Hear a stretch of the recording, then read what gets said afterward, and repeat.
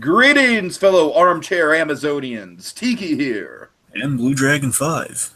And welcome to the Main Street Cinema, the show where we discuss the finer points on filmmaking. And much like everything else here on the So You Want to Be an Imagineer channel, Dragon, we are at least a week late to this, but we are getting to it. We are going to give you guys a full-blown Wonder Woman spoiler cast over the next hour and a half or so. So let's jump right into it, Dragon. Dragon, how about we do our, our typical expectations and whatnot, and then in between that and going into the three acts, we'll get your background in there. How about that? Okay. All right. So expectations and thoughts coming out, folks. I'm having a difficult time with this movie, and so much of a difficult time that I was reluctant to even do this podcast. Now, I got to admit, even sitting down here to record this, getting behind the microphone and everything, I'm still a little bit hesitant.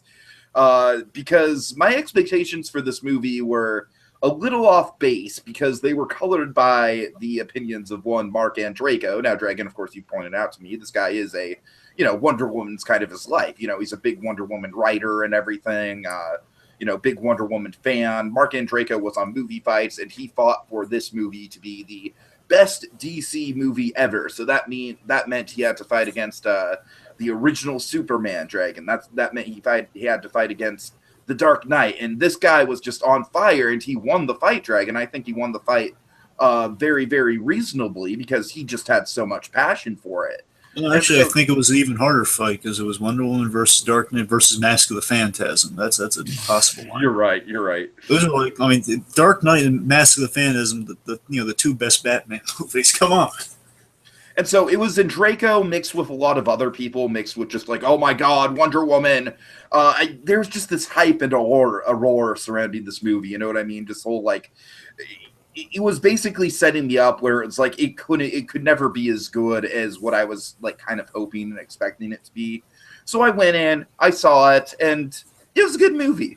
I mean, Dragon, I'm going to be saying that a lot through this podcast. It was a good movie. I don't think this is a great movie. I think it has flaws. I definitely think the third act is very, very troubled. I think the villains are pretty weak overall. I don't think some of the humor in this movie lands. But I like it. It's a good movie. Now, Dragon, let's just get the big elephant in the room out of the way right now. I hate to get political with this, folks, but I know that people are overhyping this movie based on the whole, the first women superhero that's very successful and actually a really good movie. And while I do agree, Dragon, I think that is something to be celebrated. I'm not the type of guy who's going to take those sort of external politics and work them directly into my feelings of the movie. So while it is great that we do have a female-led superhero movie, that is a very good movie. That's what it is. It's a good movie. You know what I mean? I'm not over the moon about this thing. I do certainly think it's the best DC movie since The Dark Knight, although granted, there's not a lot of competition there. But overall, like I said, I like this movie. I certainly don't love it. I'm certainly not over the moon about it like a lot of people are, and that's why I was kind of hesitant to talk about it to begin with, folks. Please don't hate me for liking it instead of loving it. Okay. Dragon? All right. Well, going into it, just my expectations is all the stuff kind of surrounding is, I hoped, I had two hopes really, just two kind of barometers for it. One, I'm just buying into kind of any, the expectation collectively, just what the best case scenario this could be. It could be for the DCU going forward, it could be kind of their Captain America type franchise. It could be sort of, because Wonder Woman, in addition to this kind of being the first, one of the landmark female superheroes, would also be, in fact, she's very, very patriotic. It's usually, it's her, Superman, and Captain America, kind of the trio of kind of uber patriotic right, characters. Right. Then you go down one, then you get Spider-Man, you get other characters, and nowadays the modern day one would probably be Iron Man, even though he's not even red, white, and blue. But you know what I mean? Sure. So I'm just saying, it's. So again, optimistically, it being set around World War I, and saying it could be kind of ideally, it would be kind of a Captain America First Avenger type film. So, I mean, that was the best case scenario for the film I was thinking going into. It was but also the only barometer I really had, and I think just something to bear in mind, the only barometer we've really had for a full-length Wonder Woman movie. Don't get me wrong, we saw in Batman v Superman, but that was kind of more of a third act appearance. That has just been kind of. It was a little taste. exactly. We got a taste of Wonder Woman. But the animated film that came out in 2009, and this has been a big. This was a big deal for the longest time because again, it was like the first full length Wonder Woman thing we had, and the anime film was also pretty good. Yeah, I mean, I definitely think the animated film, just by its own limitations, it's really good. I think it gets into the character stuff a little better than this does, in all honesty. Yeah, because the thing is, I we mean, really I never. think the characters of Diana and Trevor are explored better in this one, but of course, that's to be expected because Diana and Trevor are the main characters, and this is a 2.5 hour movie and whatnot. However, Dragon, I think the thing that the animated film really excelled in is that they kept the Amazonian stuff all the way through the movie, which I kind of wish this movie would have tried a little bit harder to do, and we'll get into that as we break it down, especially when it comes to the third act and the way the villain was represented, which is like my main flaw with the movie. But Yeah, well, just with the animated film, there's two things that the main strength of the animated film is that for the longest time, if unless you're really a big fan of the Wonder Woman episodes of Justice League the animated series, we really never gotten kind of the backstory of Wonder Woman. Like everyone, the genesis of that movie is we know the backstory of Batman, Superman like the back of our hands. What the heck is Wonder Woman's story? We never really know that. Sure, so that's sure. kind of what that movie's predicated on. The reason why it's like I don't know why it's only other one we can really compare like a full length Wonder Woman movie to being an animated film under the DC Direct line, it's going to be shorter. It's like 75 minutes versus kind of like your 2 hour, or in this case, I think like 2 hour 20-minute film. So they have more time to kind of get in like Steve Trevor and Diana and stuff. But yeah, I'm just saying it's going into it very much kind of like with Suicide Squad. I had an anime movie to measure that by with Assault on Arkham. So going into one, again, best case scenario, first Avenger that would also measure up to the animated film. But essentially going into it, those are my two kind of my points to hit. And again, looking at just what to expect with Wonder Woman herself. I mean, we liked Wonder Woman in Batman v Superman, and of course she had very awesome themes. I mean, just that was just going to hype me up. Like, oh yeah, I mean, this could be really good. I mean, I'm hoping it's going to be good. I'll admit, along with Kevin Smith, I was skeptical of the World War I choice. I didn't think it was like going to tank the movie or anything. I was like, yeah, why not go with World War II? I don't get it, but after seeing it in I honestly context, think the reason they didn't go with World War II is because World War II is Captain America's playing field. yes, I agree with that. Yes, exactly. I mean, that was the point I was going to make. Yeah. But yes, absolutely. I mean, in context of the film, that makes absolute sense. It's close combat. It's very much so. Yeah, Captain America kind of has a kind of a mulligan on the on World War II. He just he kind of owns World War II, and it's also kind of the competition between the Marvel Cinematic Universe and the DCU, where they don't want to repeat each other too much. They're trying to differentiate things, which in this case I think worked for Wonder Woman's benefit. They made it work enough. Yeah, yeah. Let's see. The last overall, I was hoping for. Going into it, I was also preparing for the worst. I was hoping for the best, but expecting another result that would require a lot of like looking to the bright side. Well, at least we got this. Oh God! So I was prepared for that. Like, well, I mean, again, it's probably gonna be like, yeah, it could have been the first Avenger. This is not a Man of Steel like divisive as fuck movie. I'll say that right. That's what I'm saying. I was prepared for that outcome of like having to defend. Just like, why can't I just get a Wonder movie where she's saving women and children? I just want that, man. That's all I want in this world. Where she saves people. And the reaction coming out of it is I had a really good time with it. It surpassed my expectations, I gotta say, because I don't know. I think there's differences to be had between the animated film and this film, but again, I think this film gets into a lot of really good stuff. And basically, it's. With Assault on Arkham, I just needed to be half as good as the animated film, and it was. But this is like as good as the animated film, if not a little better. Right. What I liked about it too is a few very quick points. I think it was in the spirit of the Donner films, and like kind of by the modern day filmmaking of today, it was at least in the spirit of the Richard Donner. I think Superman. It kind of accomplished that same Donner tone that that Superman Returns was trying to go for. But it did a better modern day interpretation of it, where Superman Returns was sort of just like a, kind of a copy and paste, sort of like Zack Snyder adapting panels of a comic book sort of deal. Yeah, I mean, this tonally felt like uplifting and hopeful, like a Donner film, and it had like a few winks and nods, like the Donner Superman film here and there. So I mean, there were those touches, and it was a lot brighter, like not only visually, but I'm saying brighter in terms of the other ones have always been kind of like dark and like, hey, we're tackling villains, hey, we're tackling a lot of death and controversy, hey, we're Which, thank cynicism God, that because Dragon, I just remember the day that DC released the like, oh, there's never going to be a joke in a DC movie. I'm like, you fools, you fools. so and overall for me at least, and again, we'll break this down as we go through. Just for me, going out of it, I'm still bear in mind I want to see this more than the one time I have to wait on that, but just going out of it.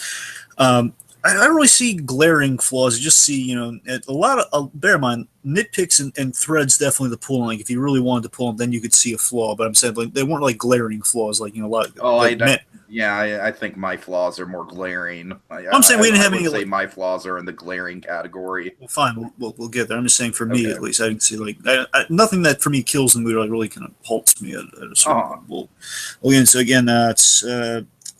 And it basically for me, the last thing I say is it was like this movie felt like getting another bite at the apple with since Man of Steel, like another like, hey, we're going to kind of introduce people to the the DC cinematic universe where they're going to. This would be actually a much better introduction to the DCU exactly. than Man of Steel would be. It kind of felt like kind of a do-over from that almost. It felt like this would have been kind of like another like version of like, hey, I'm going to introduce you to kind of this what the DC universe is kind of all about, but through a different character. Right. Anyway, so that's just my reaction coming out of it. So I guess. Quick background. Okay, I'm gonna go through this as quickly as possible. So essentially, there's been attempts at a Wonder Woman movie since '96, and of course, these are during the days of the death of Dark times. Of Superman Lives and Batman and Robin. So these obviously the returns on Warner Brothers weren't going. A lot of flops around Warner Brothers. So obviously, the Wonder Woman 1996 film probably wasn't able to get made because of that at the time. So it basically fell into development heck. So for a long string of time, kind of like what Deadpool was in. But I forget if it was in there. It's probably been in there. Actually, it's probably been longer. Yeah. Oh my god. I think it was in there longer than Deadpool. Yeah. I'm just trying to think because Deadpool actually like they were trying to test footage and everything. It's kind of hard to kind of. The point is that they were trying for this one for a long time. So, they did the same thing that kind of Donner. They basically tried doing things the hard way, like when they were doing the Donner Superman, they auditioned every name in Hollywood, every big name as well. They approached every big name, and that's kind of what they've been doing for Wonder Woman for a long time, which obviously was a mistake because with Superman they ended up getting an unknown, which they made. Of course, you go for the unknown who's going to represent the character, and essentially that's what we got here for Wonder Woman. In the end of the day, but for the longest time, throughout the many years since '96 to now, they've been going after Sandra Bullock, Catherine Zeta-Jones, even Mariah Carey. So Oh God, not Mariah. And Beyonce and like every name. God. Oh no. Oh. Again, I'm just saying that's how much of an uphill battle. Again, that's like there was a time where Dustin Hoffman was considered for Superman. Oh no, wait, Dustin Hoffman was Luthor, but Paul Newman for Superman and Sylvester Stallone for Superman. Like all sorts of different. Different big name actors, and eventually they end up on the actual one. So that's and the biggest thing that took this movie so long is that Wonder Woman, as you saw in the animated film, Wonder Woman's a hard character to nail down because she has a really complex background. Yeah, she does. And again, the animated film kind of hit upon like that's consistently that's usually kind of the go-to origin for one. But sometimes they've changed up, as you saw in this movie too. They kind of changed a few details. So sometimes she's immoral, sometimes she's there's also some feminist worries in terms of like bringing her to screen, like how much feminism do we have to infuse in the plot. So I'm saying that's there were errors in Wonder Woman where they really were heavy on that. So there's always like a lot of takes to juggle with Wonder Woman. Sure. Lucy Lawless was interested. From Xena Warrior. She would have been great back in the day. Yeah. And she actually got the voice Wonder Woman in Justice League New Frontiers. I mean, she's a big fan, but one of the problems is based on that whole, like the issues of nailing the character down. It's like a lot of the takes at the time were they wanted her to be too perfect. She wasn't flawed enough. Lucy Lawless wanted her to be flawed, and they weren't kind of going for that. But, she says if they had her more of a human character, she could have taken on kind of the Superman issue. So then 2005, this is an important one. 2005, Joss Whedon was working on the film. Of course, Joss Whedon, kind of the master of writing the female character. Of course, Buffy the Vampire Slayer, got Serenity, Angel, whole 9 years. So Joss Whedon was working on the film. He's a big Wonder Woman fan as well. So he was dedicated to get it on the level. He was dedicated to the point where it took too much time. It took for 2 years he worked on getting the perfect script, and because Joss Whedon's kind of a perfectionist with Wonder Woman, he wasn't going to cast Wonder Woman until he had the perfect script ready. Which I don't know if it was purely the studio just kind of cutting them loose. And that point is like just that he had other projects and stuff, so it kind of fell through. But Whedon was interested. Mm-hmm. So then, of course, and then just breezing past this, just there was a World War II version. Then there was one set like Whedon's was set in the modern day. Then they were going to go back to World War II, and then Paul Feig was interested in doing kind of a comedy action version.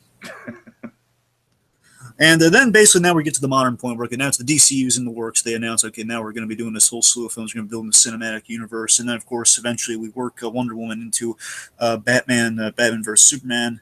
To build the Justice League, that's mainly the reason she's in there is to kind of like say, hey, we got more heroes on the way, and we can work her in there, get some action, get the Trinity going on there, and how can we compete with the Avengers? We get the Trinity in there, Sure. and this basically after her appearance there, we get a lot of interest in Wonder Woman, obviously, and the plan eventually for Wonder Woman. So we got to work on a Wonder Woman solo film. Let's put it before Justice League, and the big thing that none of the other films had is of the failed projects in development for Wonder Woman is that they're actually going after some female directors this time. And of course, the one that Tiki and I were privy to is that Michelle McLaren. Yeah, I remember back in the day. And that was a very exciting choice because, of course, Michelle McLaren, best known for Breaking Bad. Breaking Bad, yep. Now, they went the episode 8 route. Absolutely, and essentially, it seems it was reported there were creative differences, something about a tiger, just based purely on that. I'm very much. It's really hard to find out like what exactly her take on it was. There was like mention like working a tiger into it somehow, which I would. Here's my interpretation. I believe it's that she wanted to put a lot of emphasis on the Greek history and just kind of the Amazon stuff, which maybe. They just said maybe the take was a little bit different what they wanted to do because they wanted to work her into the outside world versus the Amazon stuff. I don't know. So then they go to the director of Monster, Patty Jenkins, who directed the film eventually and did an excellent job with it. And then Patty Jenkins, I want to say, had the prequel idea. Let's follow the following two comic book versions of Wonder Woman, following the original, which is William Moulton Marston, the guy created her in the first place, so the old World War II stories of Wonder Woman, and George Perez, who Tiki essentially is responsible for all the Amazon Paradise Island stuff. He's like he's kind of the premier Wonder Woman artist, and he's the reason for why Themyscira looks the way it is in the movie, essentially. Okay. When they were casting Batman vs Superman, Elektra was considered for Wonder Woman. Elodie Young, she was almost going to be Wonder Woman. Oh God! So we could have had a Wonder Woman that sing, "Hello, Bruce, I'm here." Oh God! Okay. I don't. Thank you, Dragon. I don't even we don't have time to go down that rabbit hole right now. Okay, but I'm just saying it's kind of like a fun what if. So, but things worked out for her. She got Elektra, so it all worked out. And then she's a better version of Elektra. So I mean that kind of corrects other Elektra. Sure. In the end, just initially the very last thing. So initially Jenkins was skeptical of the Gal Gadot Wonder because remember she's stuck with Gal Gadot. As was everyone else. I remember being pissed about Gal Gadot. Legitimately, really? You're going with a supermodel, no actress from Fast and the Furious? Really? Because you got to remember, when they're making this, at the point she's signed on to the project, I guess, she knows that she's stuck with Gal Gadot because she's already been cast as Wonder Woman in Batman vs Superman. So she's just she's rolling with it and just seeing where it's going to go. And as she made the movie, she's got to see her in action, kind of director, and she kind of saw her as kind of what I would still wager. I definitely agree. It's kind of like the Christopher Reeve Superman model. Well, yeah, she does very much she acts like Wonder Woman. She's kind of like a not a big name actor, kind of embodies the character. So. So yeah, it basically grew on the director even, and then it grew on all of us, and that's the story. Yeah, okay. So Dragon, I hate to rush us, but we have about 20 minutes per act. Okay, let's just fire into it. Act 1. So folks, we're gonna break this down. Act 1, essentially all the Paradise Island stuff. Act 1. Yeah. So it's funny, Dragon. These DC movies, I feel like they get a lot of credit for their origin, homeland stuff. There was a lot of praise, as divisive of a film as Man of Steel was. There was a lot of praise for the Krypton stuff. Oh yeah. And Dragon, I think this Paradise Island stuff is even stronger. I really, really like this opening. It's very unique. It's very visually stunning. I love the the blues of the water and everything like that. It kind of calls to mind 300, but in sort of a really sort of cool way and not a derogatory way. I really do like the use of Zack Snyder style slow-mo in the battle scenes here and everything like that. Of course, Dragon, I gotta say, I think my favorite character in the whole film is the aunt character. Let me see if I can say this name right. Let me see. Sorry.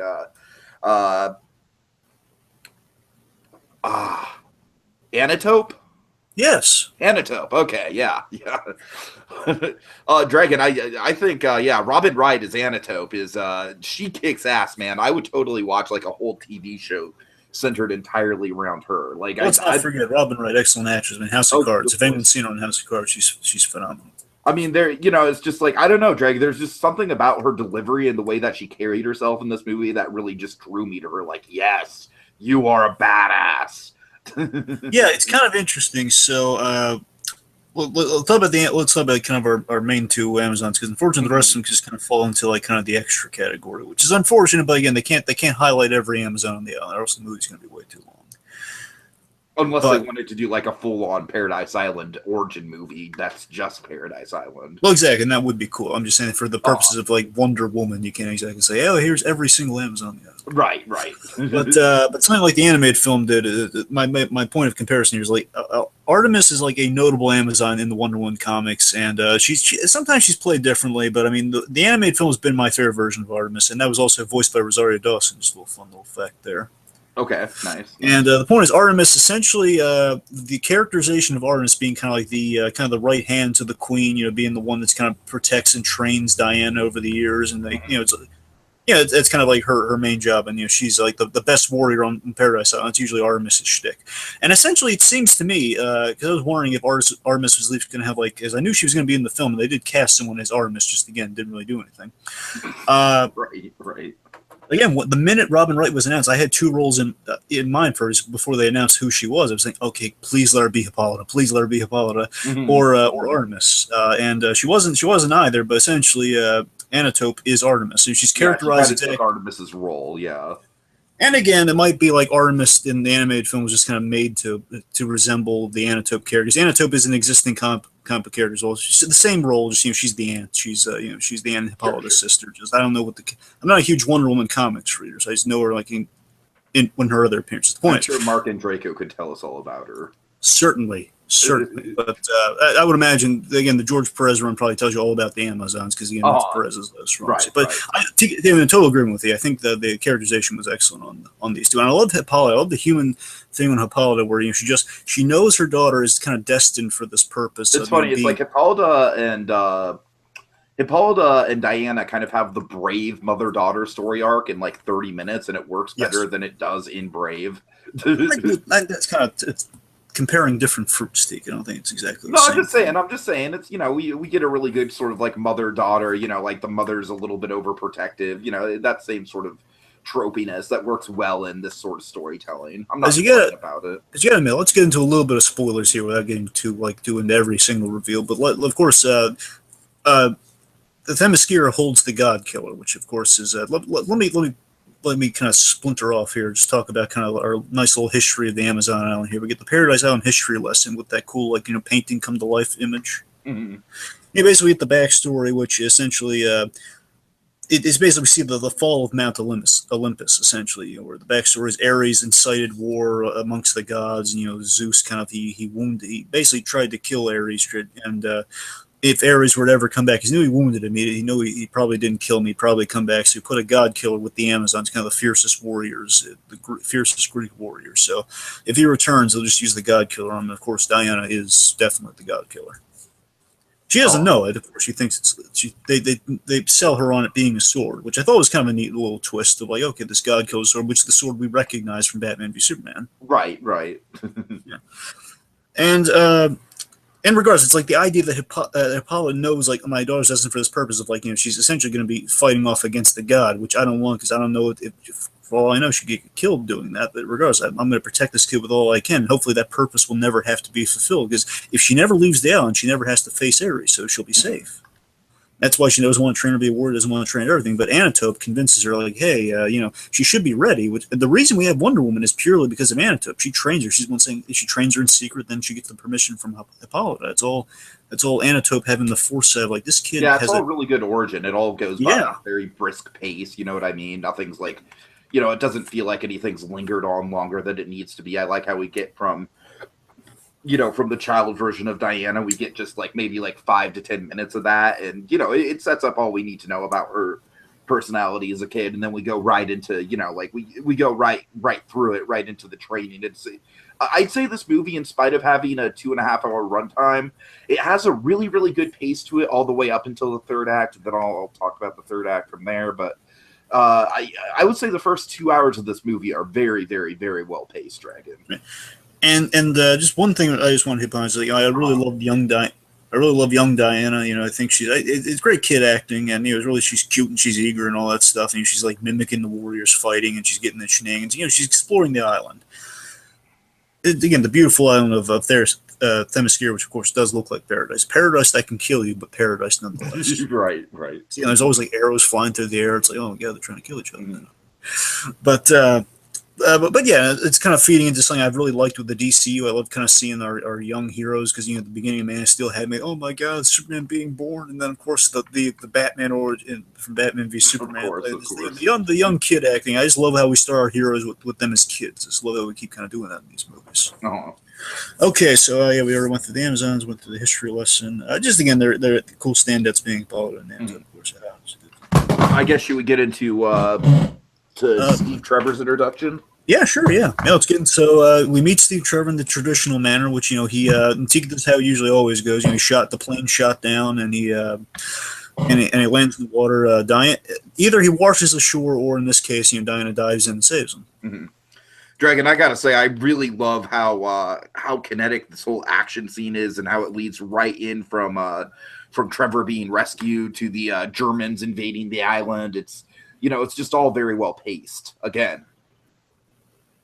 Yes, and I tell you again, bear in mind, I'm not a huge Wonder Woman guy. Just like maybe on the animated movie and any animated appearance of Wonder Woman, I'm pretty much I know that stuff. So I know that stuff in a few of the comics, but it's I don't believe we've ever seen this, like the minute Steve Trevor lands, you know, the people that are pursuing the people that shot. I like the urgency of that. Yes. I really like how it's like, you know, it shows like the Amazonians are right to be skeptical of Trevor, because he's right there as, you know, other Amazonians are getting killed by other men, you know?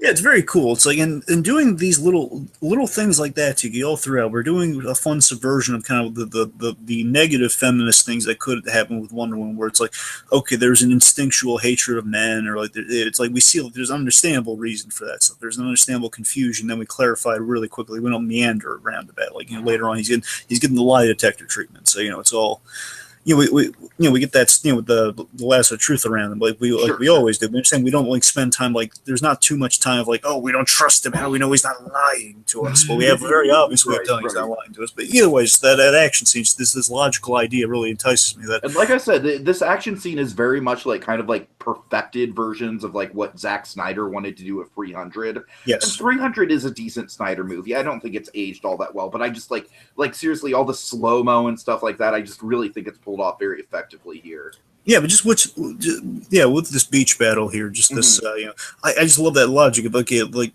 what the thing that shot Steve Trevor down would probably still want to go after him, maybe, you know. So right. I always had this idea of like, if they're following him, if he's done something that warrants being shot down, because then it could just be like, hey, enemy, move on. But yeah, in this case, you know, it's like a fun little take on that. Well, they're pursuing him, which would lead to an awesome Amazon battle. You know, they're flipping over, and of course, Anatope does this thing where she shoots like 3 arrows at a time. Like she goes, yeah, that was awesome. Just when she calls. They use this clip on the talk show circuit, so I kind of knew a little bit. I didn't watch the whole thing. I just watched like her calling for shield. She's running. Like, yeah, I get what goes on here.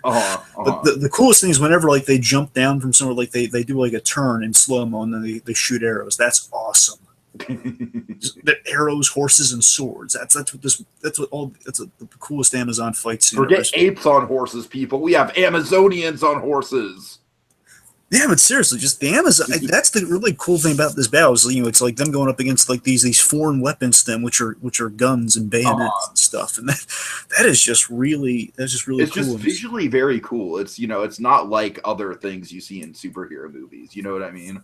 Exactly, and of course, just, you know, the slow shield runs up on and jump, flips over, and shoots the three in there. And of course, unfortunately, Anatope meets her demise at the end of a bullet, which it's kind of poetic too. Like, of course, Wonder Woman will not be susceptible to bullets, hence the bracelets. But just the fact, you know, of course, that, you know, Anatope created Wonder Woman, yet because she is not Wonder Woman, you know, she was, you know, kind of killed because of that. You know, she's armed the next generation, so to speak, so she won't meet the same fate. Mm-hmm. I was saying kind of kind of nice there. Yeah, yeah. So yeah, Death of Manitope's a sad thing, and I guess maybe hit upon one or two things with Steve Trevor. I guess. Sure, sure. So again, the breaking out the lasso true. That's a classic scene. It's like he was a A really spy, good but comedy comes out of that. Of course, Chris Pine, very natural actor for the Steve Trevor character, I think. absolutely, Chris Bond is a good actor in general. I mean, if they really wanted, he could be like an excellent Hal Jordan. He's a really good Steve Trevor. Uh-huh. So of course the Amazon just one thing to hit upon here is that they kind of slowly kind of get us off to the next act, I guess. Sure. So obviously, as you saw in the animated film, the way it goes in the comics always is that Steve Trevor crashes on the island and they have to. They're kind of like they have an emissary contest. Like, okay, well, as Amazons, we have to send like an emissary to kind of take him back to his homeland. It's because the honorable thing to do. We're gonna have a contest to see who gets to do it. Who gets the essentially don the Wonder Woman suit and kind of take him back. And that's kind of usually the way it goes. And and the contest is famous for that's where the origin of the bulletproof bracelets comes in. The last trial of the things they put on the bracelets and they dodge. Right.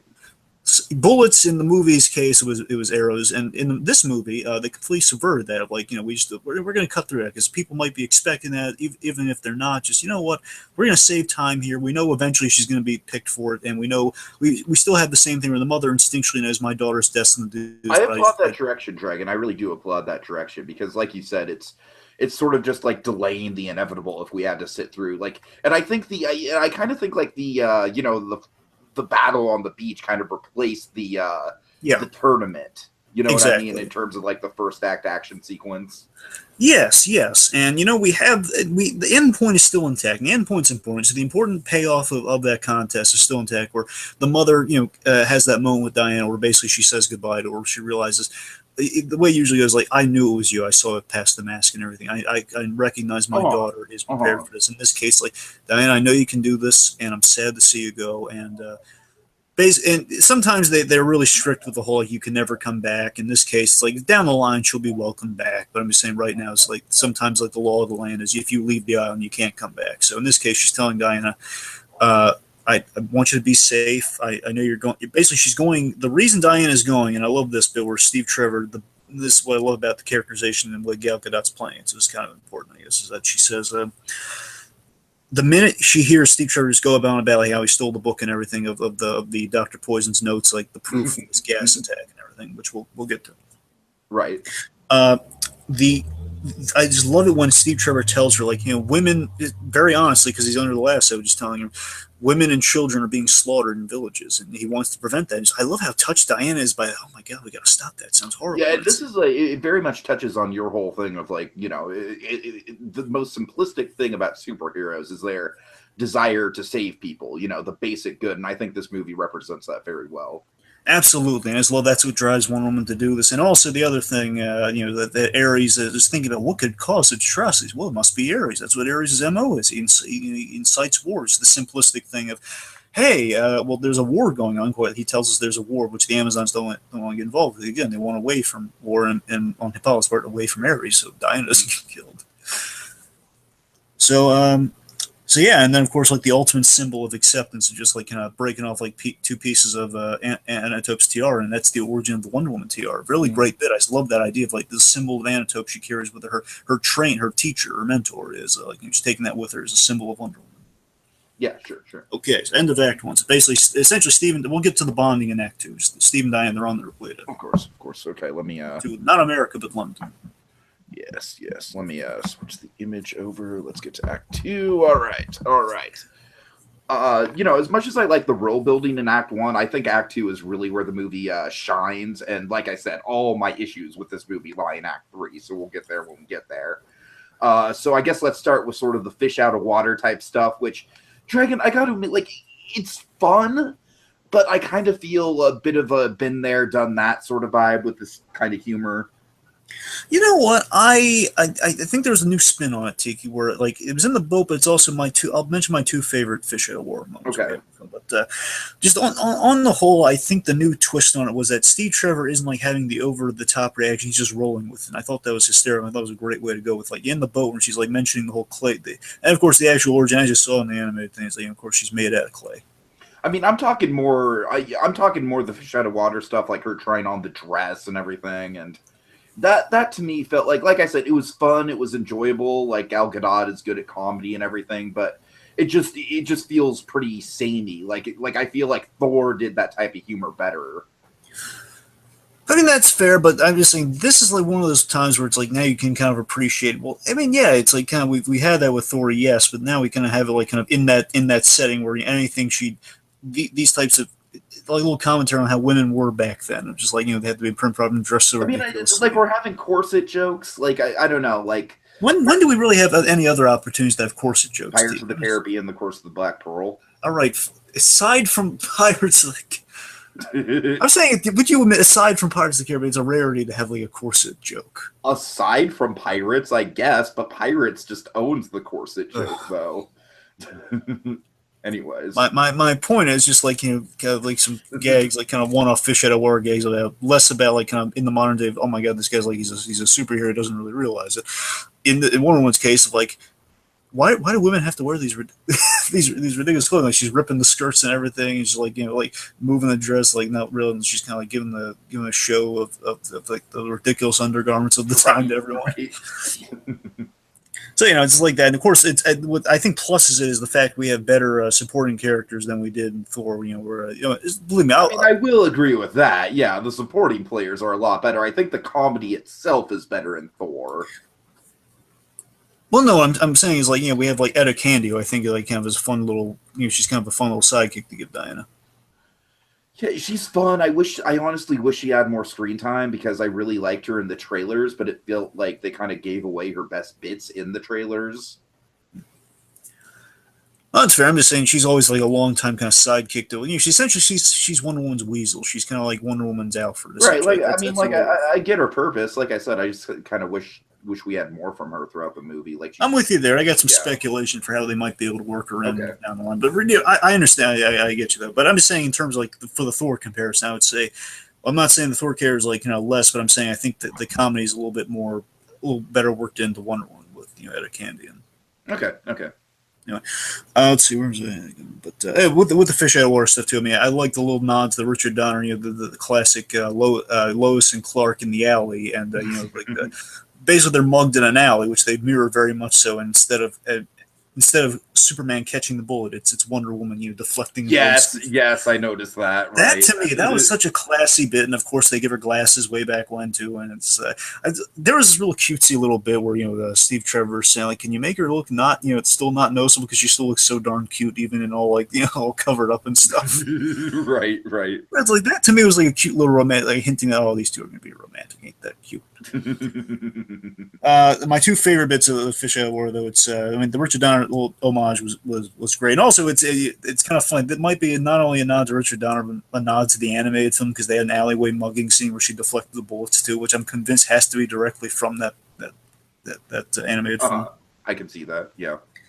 Yeah, my favorite bit's just because I love the clay thing. I just love the clay origin of Wonder Woman. The fact that they mentioned it, even though they changed it around a little bit, it's a little vague. So maybe the clay thing worked into there somehow. But regardless, I do like how it's kind of a little bit ambiguous if it was a story or if it actually happened.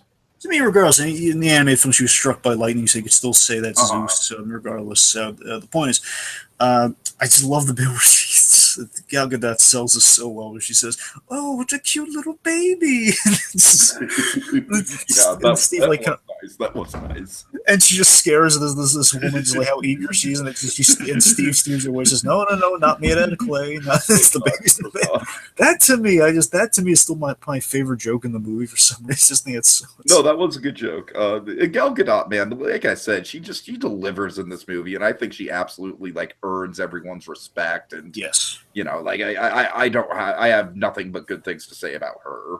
Yeah, I mean, I'll say it here. I don't want to spend a whole thing on it, but so there's some places that are banning the film because of who Gal Gadot is or like her ethnicity and stuff, which is stupid. I mean, that's just dumb. I don't. That's what I'm saying. Into that. I'm just saying. Yeah, I mean that those guys are dumb and just how can you? She's wonderful in this film, guys. Come on. Right, right. And of course, the other gag, and they lifted this from the New 52, and this is like a really good gag in the New 52. They've been kind of floating around. I love they put in the movie here where she loves ice cream, and she thinks the guy who's selling the ice cream actually made the ice cream. You should be so proud. Yep, that's from the comic. And that's still such a wonderful because she's bonding with a kid who like says, "Hey, you want some ice cream?" And she tries like, "Oh my god!" She compliments the vendor. It's just a great little. Right. Those are my two favorite comedy bits in the movie. To be honest, those are my two little favorite small bits. Okay, so that's just all the letting the fish out of water. So, do you want to talk about the villains or what? I think we should kind of save the villains for the third act. Just have all the villain stuff in the third act. All right, we'll break them down later on. But just to be clear, of course, they do factor in throughout. Just let's make sure. I'm just saying, like, I think, like, for right now, we should concentrate on the. I want to go into the not the army, but the team that they form. Before we do, you want to break down the kind of just so we can get it done and out of the way. Wonder Woman and Steve Trevor's kind of relationship, the bonding. Yeah, I guess so. I mean, I think it works its way throughout the film. I think the strongest moment with that comes at the end of the second act. But I don't know. I don't have a ton to say about it. I just think Trevor is just very very patient with Diana and just like wants to learn from her and sees the positive side of her instead of the the outlandish like crazy Amazonian side. It's nice. It's nice. And then of course Diana likes Trevor for just for his boldness and his courage and whatnot. So I don't have a ton to say. It's a good dynamic, and Pine and Godot certainly play well off each other. Yeah, just overall, I love how Steve just rolls with the craziness Diana's thrown at her, but he can, and I love that with this he can actually. She can refute a lot of the points that of the kind of what's going on in society. She kind of makes it some excellent kind of simplified points that he just can't refute. Just he rolls with for that reason. Well, yeah, but and yet at the same time, she's not right about everything. We don't have like a whole thing of like Wonder Woman always has to be right or she always has to be. It's like it's complicated, and I love how we embody that through Chris Pine's performance of him trying to explain the Ares thing to her. Well, Ares may or may not exist because you're kind of selling me on the supernatural here, but let's keep in mind war is it's a complicated thing.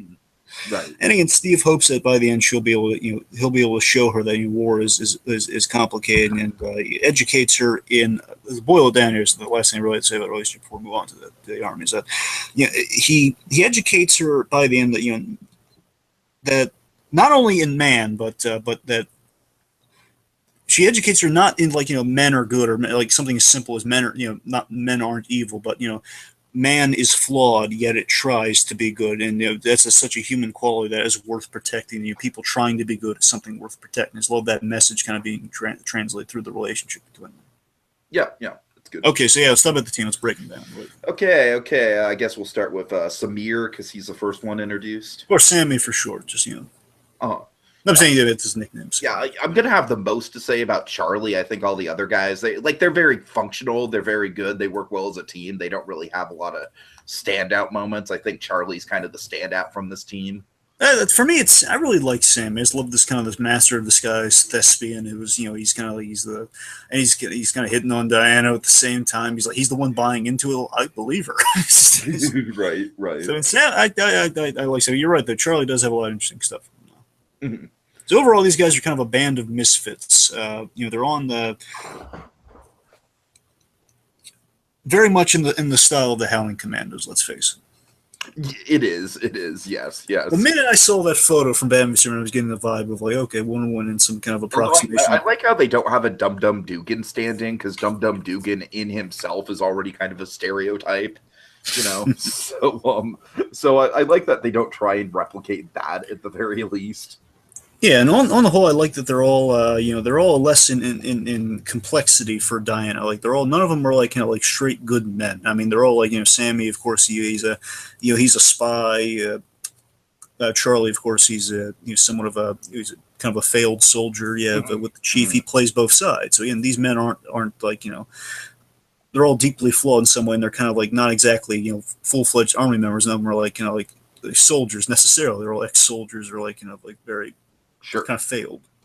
So as I said, I definitely think Charlie is the strongest out of these characters. I will admit, Dragon, I have some bias here because I love the actor. The actor he had a very memorable role as Spud in Trainspotting.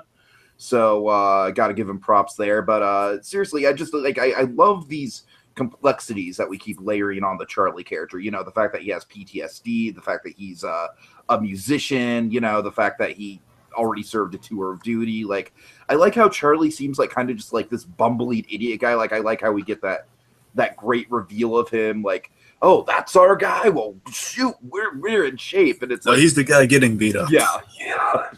No, that's our guy.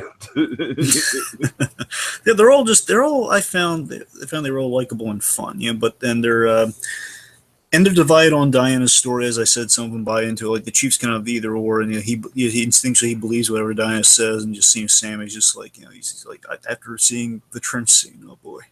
Oh yeah. Yeah. It's like there's still the Howling Commandos, but they're more focused on. That's the one. As much as I love, the Howling Commandos, unfortunately, we don't really spend enough time. I mean, that's the big flaw of the first Adventure, right? Yeah, is we the don't fact spend. that, like, I mean, just the action and war stuff in general is kind of glossed over in that. It's movie. only a montage instead of being like. Unfortunately, we don't like spend like a whole act like in the field with Captain. Right. But unfortunately, you can only have so many acts in a movie. Yeah. So Anyway. Okay, so I guess should we move right into the trench then? Because that's kind of the big beat. Okay. Oh so, boy, this is obviously the best scene in the movie. This the trench scene. The No Man's Land more specifically, which I wonder if it's obviously No Man's Land is a real thing. I'm just saying it's kind of just saying No Man's Land instantly reminds me of the Batman story No Man's Land, which I know it's not a reference. Set up. Ooh. Yeah. Well, we do actually have a possible Batman connection with one of our villains, but we'll get there. Okay. So anyway, so the trench scene, of course, is not only not for me. I think collectively it's a favorite scene by many people because of course it's like the proper introduction of Wonder Woman. You know, when she's we see her head. The great, the theme song that it's used 3 times in the movie, Dragon, as you said, and I think all 3 times they nail it. Very well placed. This one in particular, and you're right, Dragon. Watching this, it is like, okay, that is what Wonder Woman is. That's what Wonder Woman should be on screen. They fucking nailed it. Yeah, this just hits all the sweet spots I wanted with this Wonder Woman movie here. Where again, she's just boiling down. You know, she's doing the costume, and she has always one of my favorite ones of Wonder Woman is that she always has a soft spot for women and children, especially kids. That was the cool thing. She always did outreach. So, back in the war effort, she always told kids to recycle, and she played baseball with them. That was the cool right. So this is she finds out that there's a village over there that's kind of under occupation, and there's that beautiful scene where she's going through the trench and the people are begging for help left and right. Oh my God, such a great setup for, and Steve's telling her, look, the sad fact of war is you can't save everyone, Diane. She's like, please, you have to go over the village that they're and again, man, Gal Gadot, she absolutely sells it in this moment. She's great at comedy, but she's also good in the drama elements here. Oh, she's so fantastic. She ditches the cloak and then she climbs this ladder here, and that's why we had picked this one. She climbs the ladder, and then that's the big reveal because we've seen the costume in itself, and we've seen the bracelets. We haven't seen her head to toe in it yet. No, it's a great thing. Basically, again, No Man's Land is suicide, and the best setup line ever. Some people might say it's over the top. I love it. Just this line of essentially she's told it's No Man's Land. It's the perfect setup that no man can walk it. Well, no man not a man. Yeah, I like that I don't believe she says. Do you remember if she says that? Oh, I don't think she does. I just like that we didn't say that, but I love it. Just communicate to the audience. Oh, right. No man can cross, and then of course she leads the charge. That's such a freaking awesome moment. Or climbing that ladder, and it's the bullet launch, and then we have the first deflection has all these sparks to it. That's the beginning. She takes all the fire. It's so inspirational, Tiki. She's the first to head in there, and because of her taking all the fire, taking the heft of it all, the team can rally behind her and fight behind her. And it's not like someone's not doing their job. It's all of them are it's not a one person job. It's they're all working together, and Diana's doing the most awesome stuff in the scene. Right. And not only do we get the bullets and the bracelets, we then once she gets into town, it gets even better as it goes on. Until she gets through the No Man's Land, then she gets into the town. I think it's in is it in Belgium or no, not Belgium. then I wasn't paying that much attention, man. I'm sorry. The point is, she gets to the village, and then once you get to the village, then she uses the lasso. Once she uses the lasso, I love how it glows when it's used. Yeah, when they break out the lasso for the first action scene, of course, that's a very cathartic moment of the movie. And it's such a cool thing that once she uses lasso and everyone like it glows. So it's like if you feel like it's such like a visually distinctive thing that it does. And when it's like it's being used when it's being used as unbreakable, or like to compel people to glow. So she's like throwing people around, and then we have the fantastic shield. She goes in there, she's busting heads. This is like the shot from the trailer, and in that scene, that's when they play the Wonder Woman theme. Like yes, oh my god, it's so perfect. And it goes on from there. Then we get the fantastic shield callback. Shield, Steve and the gang, because Steve saw that. Steve saw the shield. Right. The idea. Let's get the shield because our sniper guys, he's choking up. Charlie's choking up on the job, which Diane makes him feel better about later on. Shield, he jumps and she just levels the freaking church tower. My god, yes. Yeah, really cool. Yeah. Just oh boy, fantastic. And then Dragon, as much as I love that, I also very much love the aftermath, like the party in the town afterwards. Yes. Just the atmosphere, man. Just the atmosphere is so warm and inviting. And of course, you got Charlie playing music in the tavern and he's singing, and then Diane has that really sweet thing where she says, "Oh, I like to hear you sing, Charlie." Oh man, and then of course I think this is like the best scene between Diane and Trevor, teaching her to dance for the big party scene coming up soon. They're getting ready, and I love how it snows when they're dancing. Of course, we have a dancing scene with a guy named Steve who's destined to die by the end of the movie. Dragon, of course we get that. Yep. So again, the first Avenger parallels are there, folks. Again, we're not being crazy with this. There are a few. Come on, there are three elements of this movie that are very first Avenger derivative. Sure. Now again, until we get to the third one, they're not really these are just these are okay if you find but we kind of have to have these, and of course the last one's there's a little bit too similar. Right.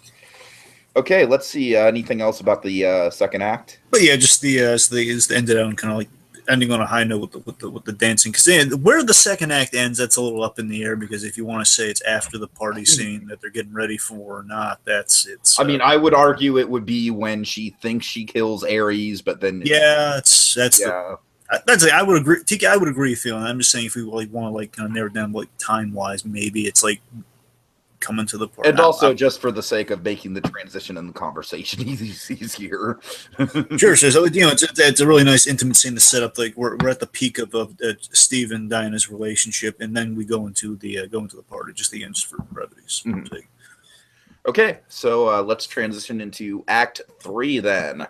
Now, Dragon, before we go any further into Act 3, I think we should just take the time to break down these two characters right here. Okay. All right. So let's see. So this is funny. Now, this is something that I really like about the movie. Just kind of taking it all in because General Eric Ludendorff here, the one on the left, Danny Houston's character. Of course, we all remember Danny Houston for another. I use the term loosely, superhero film. Please remind me. X-Men Origins Wolverine. Oh, God. Oh, well, I don't remember him from that. Yep. Honestly, if you want to be really technical, he's the reason Wade had his Deadpool had his mouth shut. Oh, God. He's the one who had the cheeky line of oh, Wade, you'd be such a good soldier if you didn't have that mouth of yours. Oh, man. Jesus. So technically, he's the embodiment of Tom Rothman, technically. So he's the embodiment of evil is what he is. Like I said, the embodiment of Tom Rothman. So no, but seriously, so this is the thing the DC Universe does, which I was really impressed by, because I didn't know this on the first watch, because I assumed Ludendorff might be like a deep cuts comics character, but he's not, because what they do, Tiki, is that especially when they do World War II era stuff, in this case World War I era stuff, Ludendorff is actually a real life character. He is there was a ruthless general called Ludendorff. Okay. And this is basically what the DC Universe likes to do sometimes. Basically, they'll take real history, but they'll add these fantastical elements that eventually line up with what the actual history is. But now we know the secret little oh my god, so the history is much more interesting if this stuff happened. Right, right. So essentially, that's like they've done that like in the animated, for example, Justice League the animated series. They went back to World War II, but basically someone messed with the time stream, so they had superpowered weapons, and basically they froze Hitler, and at the end they Oh, thawed Hitler. So now Hitler took his place in history. That's oh wow. Okay. so basically they line up with history, but they add fun little chapters to it. So that's kind of what this Right. is. And let me see. So, and of course, we have, I think, a villain that I want a deep cuts Wonder Woman villain, Dr. Poison. He's from the William Moulton Marston days, the really early days of Wonder Woman. Hmm. And what's really cool is that she really fits the build for like what a Wonder Woman villain is, or it's kind of feels very Linda Carter-esque the way they pulled this off. Where it's a woman who, to feel superior, to feel like valued in the world, she does these great, unspeakably evil things. Like to get appreciated for her scientific achievements, she has to she has to work with the bad guys and do like take that genius but work at such unspeakable things. Right, right. Yeah. I don't know if like she got injured while doing evil things or beforehand because hence the deformity. Mhm. In the comics, she like the idea in the comics was she disguised herself as a man with a plastic mask. So here they kind of made like a deformity. It gives her, I think it was. What do you think of Doctor Poison look? I think it's kind of cool. I really, really like the look, actually. It kind of reminds me of something you'd see out of a villain in The Rocketeer or something like that. Yeah, yeah. Now, just to break down these two villains for myself personally, I like the real world history of the general guy, Yeah. but I don't know. He's just I think he serves more of a factor into the story. Like he's an interesting section of the story. What with the the false Ares and everything like that. Yeah. I just don't think this guy has that much of a like. He's not really that interesting to me. He's just kind of like generic, like evil dictator. He Well, doesn't you're really have many layers to him. all I can really say, Tiki, is it's kind of two things with Ludendorff. Is that one, I think that's somewhat the point that he's not supposed to be that because that's what his character is. He's a figurehead. He's just kind of like this. I guess. And again, reading into it, it's like, hey, this super important guy really factors. The guy who's important in real life really factors not so much into this movie. And then I definitely think Dr. Poison is my favorite of the three villains we have here because, like you said, she's definitely got that sort of like bizarro Wonder Woman thing going on Yeah. where, much like Diana, she just wants respect in the role of men, and she's just, of course, going to very dark lengths to get that respect. And of course, like I said, I like the look of Professor Poison. I keep wanting to call her Professor Poison. I'm sorry, Dragon. I like the look of Professor Poison. I like. I know why you're thinking Professor all of a sudden, but we can't get into that here. Okay. Okay. Anyways, so But with Ludendorff, I just wanted to hit this thing with Ludendorff real quick. Is that yeah, he's a cruel figurehead, and here's the thing going with Ludendorff through the film. My experience with him is that just knowing what Ares does to people, knowing that this guy was a red herring for Ares, I thought was one the way Danny Houston played him. I could buy that. Okay, this guy's kind of over the, he's over the top. He could be. I could buy that he's controlled or fueled by Ares because as like you saw in the animated film, you saw like the psychic effect Ares has on people. He makes them all war crazy, right? sure. So I'm saying that's the vibe I got with Ludendorff. I don't again to a general audience. I'm not sure if that plays. It probably doesn't play at all. But I'm saying with the superpower thing, it's kind of what people may have taken away from it. That hey, he might be Ares because he's really loving the super strength he's getting. I can see that.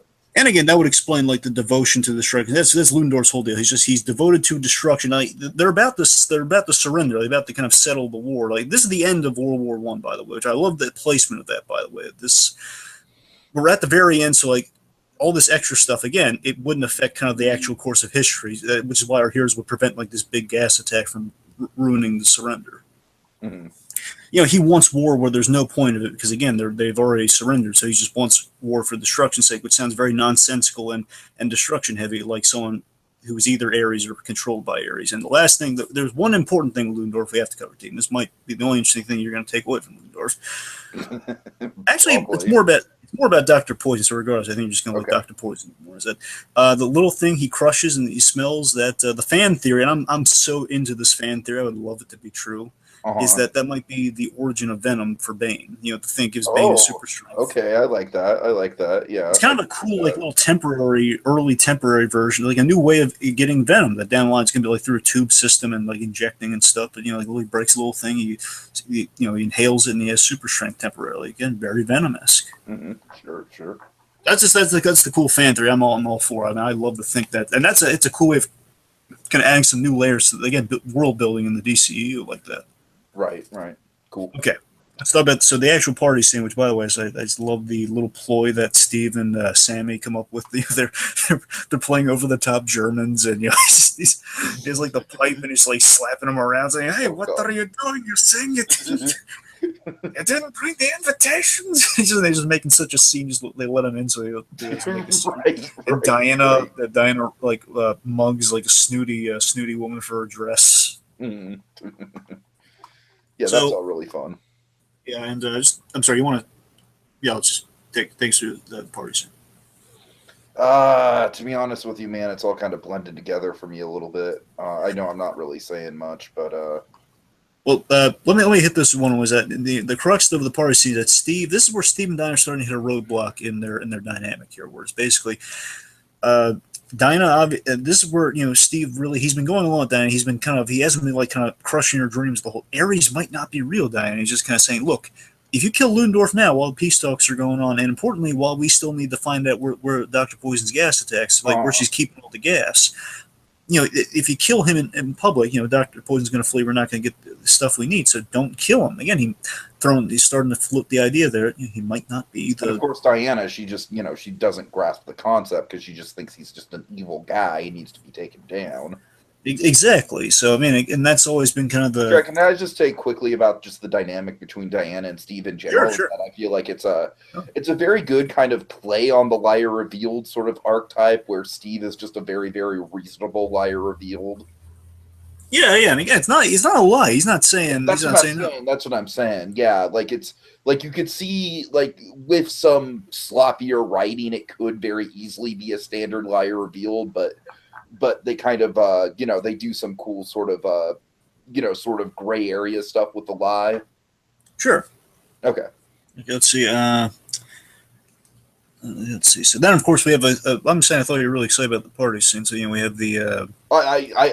When I said the party scene, I meant like the post battle scene. Oh, because I thought you meant this scene. No. I meant the town. I mean, don't get me wrong. This is a good scene. I'm just like the town is probably my favorite scene in the whole film. Well, we had two really cool things happening during this party scene that I wanted to kind of take a moment to address. Like we have these two cool things. I love Steve Trevor being so suave, and being a spy, which of course that's Steve Trevor's usual thing. He's always been kind of like a spy. A better spy than fucking Jimmy Olsen.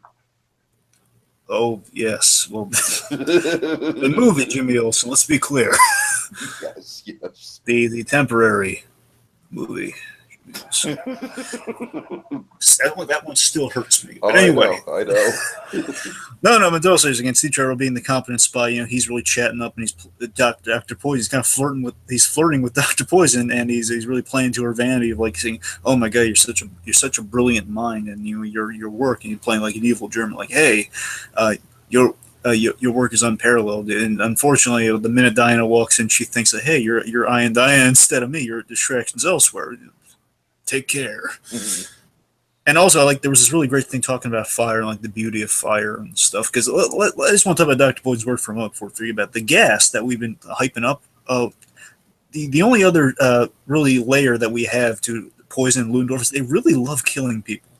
They really do, yes. It's very like the glee at which Ludendorff out of it.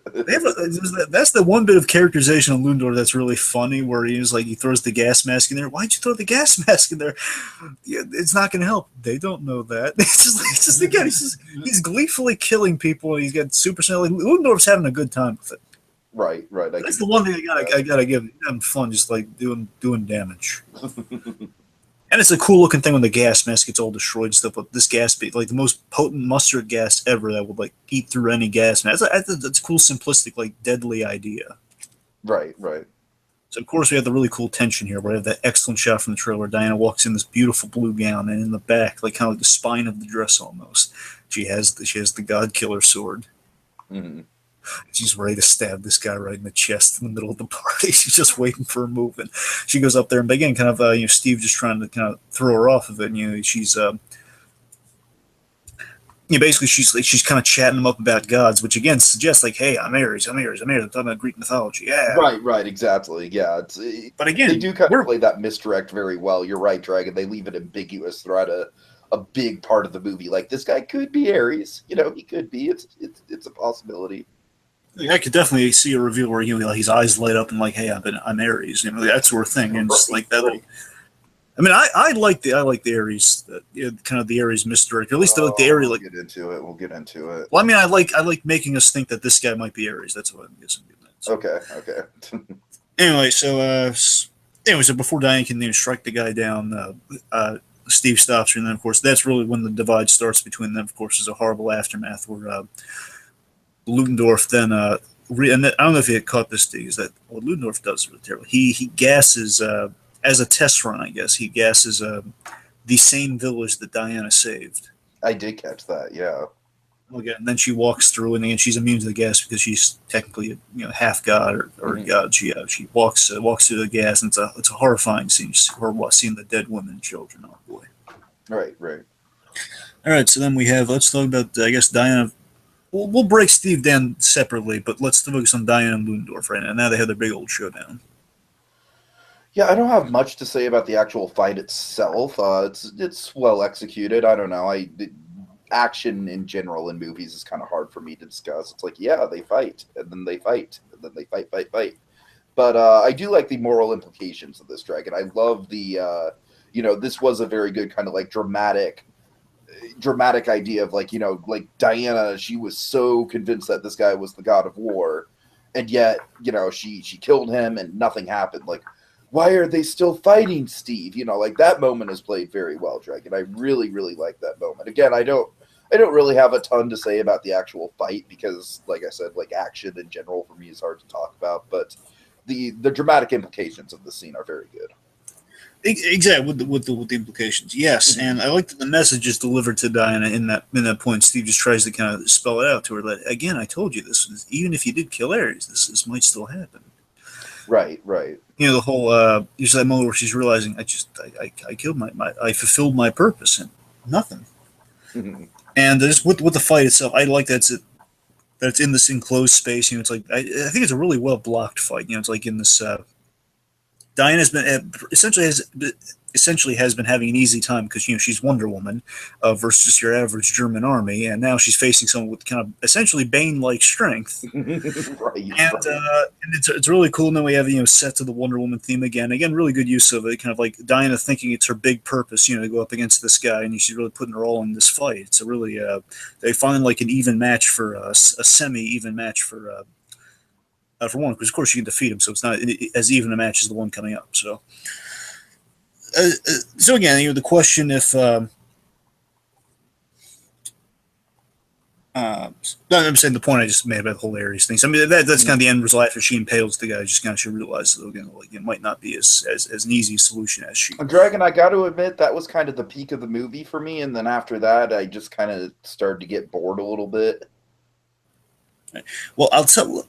And now we're going to start breaking down the the Ares of it all. Let's say. So then in this scene, so after she defeats the guy, then she gets we eat the Ares real. Now we got to backtrack a smidge because we glazed over this guy completely. So we did. The unsung hero of Trevor's team, the guy who's not in the photograph, is Sir Patrick. Sir Patrick essentially is this guy, is mustachioed guy in London who's basically Steve. There was a scene where Steve Trevor just kind of walks into a woman. He has the book that he stole the book with Dr. Poison's notes, and that's the reason he was shot down at Repair Asylum, because they wanted to get that book back. And we saw like a whole scene showing it. It was a nice little executed flashback and everything. Point is, Steve delivers that to essentially like a war council of some kind, like generals and stuff, just telling them, "Hey guys, listen." He tells his higher ups, "Guys, here are the notes here. We got to stop this. We're in the middle of peace talks, kid. We can't send anyone. We're not going to risk anything. But they're going to plan something horrible. You're going to let something horrible happen. People are going to die." Diana barges in there and just kind of talks him down and just you don't even fight your own battles. You can Amazons fight their own battles when that's what their generals do. Right. As we saw with Robin Wright. Anyway, so the idea is that Sir Patrick here, he encourages Diana. He's like, "Yeah, she has the right idea. I'm gonna fund you guys for a few days. You go take care of this. Don't go to the party though, but take care of this." Mm-hmm. And the big reveal is that Sir Patrick actually was Ares, which the reveal itself is like it's I'll say this. I'll compromise with this. Silly. I really think it's just fucking silly, and it's a twist for the sake of having a twist. I really do. Well, Go ahead. Go ahead. I'm compromised here. So first and foremost, let me say, I think the beginning of this twist is the best part of it. So I think it's like I think had they kept a little bit more cerebral, I think it might have played better. What we do here, I hear you. so like this is really well executed in the beginning, Tiki. The way this reveal goes is that it's revealed that Ares was actually Sir Patrick, and given the idea we don't know exactly what Ares looks like, and we know Ares he could being a god, he could probably inhabit any form. So I appreciate the reveal definitely on that side. Okay, yeah, but then it gets fucking silly when you see the same like Harry Potter like mustachioed professor. I know. Ancient times. That's when it fucking loses me, Dragon. I know. I was going to build to that. I was going to agree. Okay. Well, by the way, fun little fact: David Thewlis, David Thewlis plays him. You know who else? You know what I know David Thewlis from? What? He's the Earthworm in James and the Giant Peach. Oh God, okay, I can see that. So the Earthworm from James and the Giant Peach is actually Ares. And Professor Lupin, the best defense against the dark arts teacher. Right. So I mean, like the way they're executing this in the beginning, I thought was really strong. Like where he's in the window and it's like a force that it represents what Ares is. It's a force that Dinah can't exactly fight. I like he's communicating her through the window. Mm-hmm. And then, of course, she shatters. He tries cutting through the window, and then, of course, he just kind of like disappears on, and then he appears. Like kind of that Ares is something that you can't fight easily because it's fighting war and men, essentially. Right.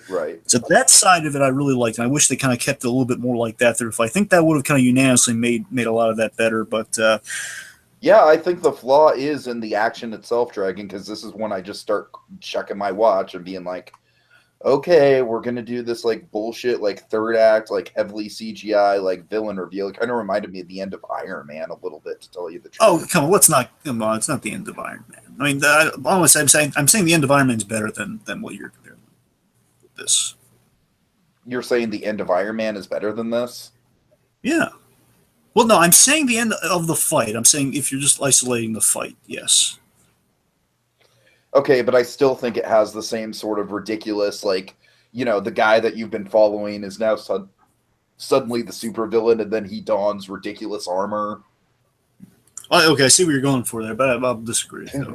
Let's not get into the Iron Man comparison. Can we talk about the armor, though? Well, yeah, I was going to get to that. Like, I want to go through a few more bits in this. Then we'll hit all the armor stuff. We'll hit all that stuff. Just one moment. Just of course, with the reveal, of course, Dinah is the daughter of Zeus, the god killer, which of course is a big idea. She basically finds that she's a god here, which is kind of a big deal. Mm-hmm.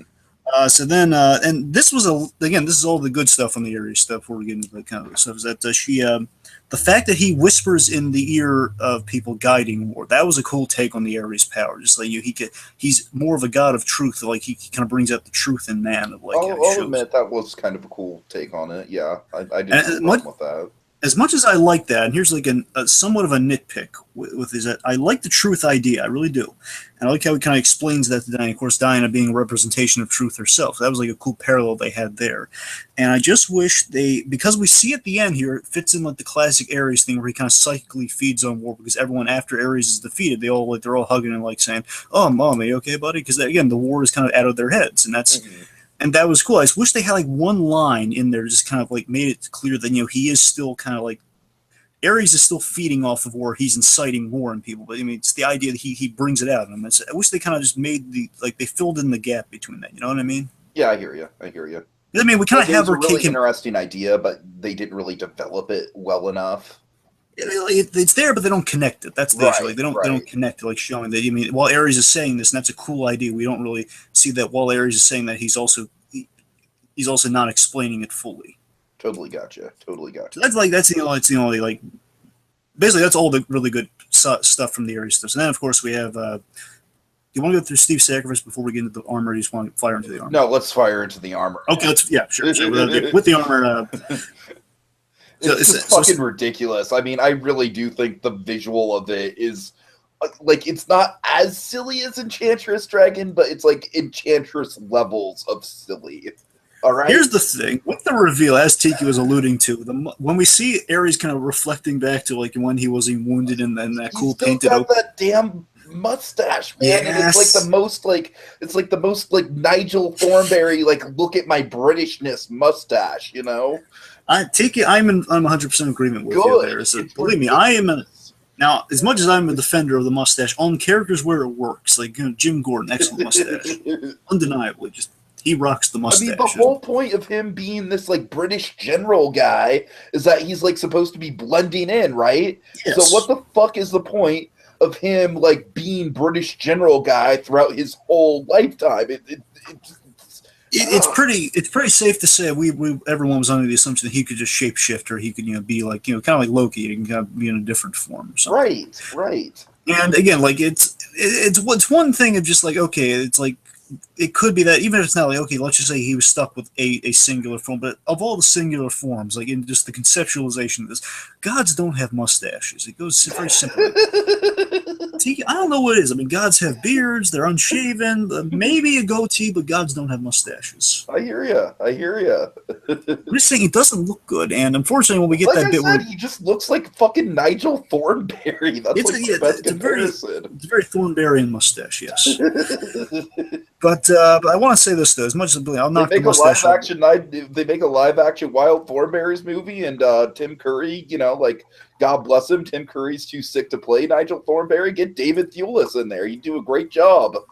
Anyways, believe me, as much as I'll knock the mustache all day long, I got to tell you though, Tiggy, it's just the fact that I'll admit, in battle it doesn't look as good. I'm saying just the initially how he crafts the armor, how he kind of melts like the helmet. I mean, it's kind of cool. Just that we got he does it is cool, but it just looks bad. I'm just saying, just bad. It looks really bad when he doesn't have the helmet on. It just looks very much like he's That's where it looks kind of like a bad version of the Ironmonger things. The armor was cool looking, I thought, but it's kind of a bad version of that. It's like it's all CG and like Zod, for example, Zod's armor from Man of Steel that looked fantastic, and that was done digitally. I can agree with that. Yeah, sure. That looked almost practical. It was good. Yeah, it looked good. Yeah. Here again, that's because it's the size discrepancy. That's the thing. They're going for like a doomsday size. Where remember, folks, size does matter. Anyway, what I'm saying is the fact that like in a shot, just like the initial introduction, like when he has all the bells and whistles on, it's like, oh my god, we got the Ares armor in a Wonder Woman movie. It looks awesome. And then of course just the kind of the CG-ness kind of like overshadows in place. I'm saying on rewatch, I'm sure it won't hold up at all in the rewatch. I'm saying the first time is like being just going out of your mind like, oh my god, we got Ares. We got not only did we get Ares as a bag, we got to see him actually as he appears in the comics. Hooray! Fan service. Yondu got a fin just like in the comic. That's what I'm saying. It's just kind of it doesn't make a lot of sense, but it's kind of cool to see him. Basically, if she's gonna fight him, if she's gonna fight her, might as well put him in the armor, and they did it. So I'm just appreciating it. Like the battle itself, it just kind of went on a little too long too, Greg, and it really did. It just kind of felt like it started to drag out. Less Iron Fist, more it felt like the Doomsday fight. That's where it kind of Iron Man. Did I say Iron Fist? Yes, you said Iron Fist. Crap. Well, yeah. Instead of the Iron Man thing, it felt like it felt more like kind of Doomsday from the end. I'm saying it's like a long, kind of unspecified battle environment. It's a giant airfield where it's throwing stuff at them. Again, they're gods. I mean, couldn't they? So I imagine he'd do more creative things than just. Yeah, exactly. Like I feel like the big first act battle is really well executed. The big second act battle is really well executed. But then they kind of shit the bed in the third act, I feel like. I mean, it's not awful or anything, but it's nothing I'm going to, like, walk away from being like, yeah, that was a fucking amazing battle sequence. I will say this, the finishing move, basically her using the lasso always looks kind of cool, especially at nighttime. Let's acknowledge that. And also just the finishing move was so well shot, though. Like, when she basically, after Steve's sacrifice, which we'll get to in just a moment. Sure. After Steve's sacrifice, she kind of raises up and basically she mirrors Tiki. She mirrors the shot from the comics so beautifully, where it's like this Alex Ross painting. Alex Ross, of course, famous painter. He has this beautiful painting of her, crossing the bracelets like that, the way she does, and it's in darkness, so it looks exactly like, and just like her using it as the finishing move, like directing lightning back at him, killing. He throws lightning at her. She redirects it. That was a cool way to finish Ares off. I mean, you gotta give him that. And then, of course, the ending being now war is over. Diana got what she wanted. That. In destroying Ares, she ended World War I, which is kind of cool. Like that's the implication. I mean, that you gotta admit, as much as the Ares fight does drag on too long, it is a little silly in places in the big armored battle fight. But the end, the finishing move is awesome. Yeah, sure. Finishing. Let's talk about the heart of the scene, though. So, what motivates her to get to that place? Steve Trevor's sacrifice, which, as much as nice as it is, and more so for the goodbye. Let's face it. Dragon, I It's honestly, I really don't, I really don't think it's as much of a Captain America ripoff as you do. I really don't. Just because, like, I think it's executed very well. Like, it's more in the heat of the moment than the Captain America thing is. It's more just like, Steve just has to do what he has to do. I really do like the Whisper and how they go back to the Whisper. I thought that was really well played. Like, look, sure, if you're going to compare the two of them, yeah, Cap Sacrifice is probably the better of the two scenes. Sure. I mean, come on, we love that Haley Atwell. You know what I mean? Like, she just melted our hearts with that moment. But, well, I'm not saying it like doesn't play well. I'm just saying like while I was watching the first, I was like, yeah, this is very similar to Captain America. and I had that thought too. But I'm not knocking it. I'm just noticing. Yeah, this is very glaring. At the same time, like I said, I do think it's well executed. I think there's enough twists on the scene to not just have it be a beat by beat ripoff of the Captain America sacrifice. It's a more final version of, because he actually does die. Exactly. And honestly, Dragon, I don't know what the fuck I was expecting because, like, obviously Steve Trevor, like, of course, I assume that Steve Trevor, there's various versions of him, some are modern day, etc., etc. Well, a lot of time the way they do it, Tiki, is that he has, well, in this case you can't have it because of the finality of the death here, but the way it usually goes, he has a descendant that looks exactly like him. That's how they bring Chris Pine back. Down the line, he has like a great-great-grandson or like a grandson or something. Gotcha. Well, I'm saying basically it's usually World War II, so his son is like... But, I gotta admit, even still, like even with the whole time period thing, I wasn't expecting him to die, so... so when he did, I was like, okay, that's a bold move, killing off like one of your principal protagonists right there. Yeah, I didn't expect like him. I didn't expect the sacrifice either. I'm with you there. So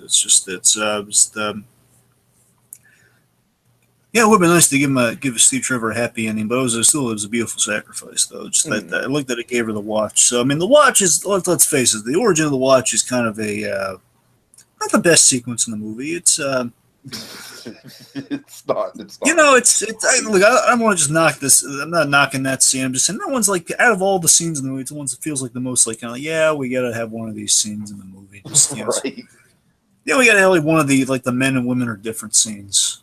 I mean, the location's Don't make really me cool. start quoting Christopher Walken in Pulp Fiction, man. All right, look, my point is, it's the fact that we introduced the watch bit there, and I won't get into like the kind of forced innuendo we have with the watch bit, but the point is the watch is an important symbol. Like, you have to be somewhere, and they bring it back here where it's he's telling her that, and there's a really kind of beautiful, kind of really genuine, like a very earnest kind of thing he says. It was just, I can save today, you can save the world. I wish we had more time, and then gives it a watch. That's a nice little bit there. I wish we had more time, because he does, and that's the thing that they really kind of got to intimately know each other over the watch. And yeah, Sure.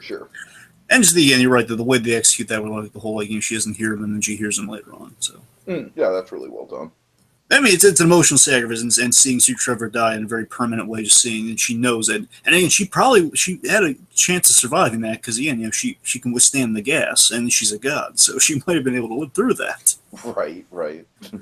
But yeah, he did that for her, and that motivated her to defeat Ares. So it's again, Steve Trevor's sacrifice did not go in vain. Again, he and Diana kind of ended World War I. So it's a beautiful little thing there.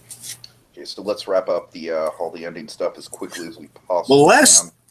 the last thing I guess is there's two bits, and then we're done recapping the third act. Okay. So there's Diana's Choice, which we kind of glazed over. So this is like talking about the finale of Dr. Poison. So there's that great bit. Now this bit's important. The only reason I'm bringing this up is because this hits upon another big element of the Wonder Woman character, Tiki. Is that there's all throughout the Wonder Woman TV show, and it's like a favorite thing about Wonder Woman is that by many people is that Dr. Poison, after Steve's death, Ares like presents her with a choice. He's trying to get Diana to come to his side because they're both like children of Zeus. They're both like, they're a half brother and half sister. Right. So you're just trying to say, hey, look, you're beyond humanity. Look at them.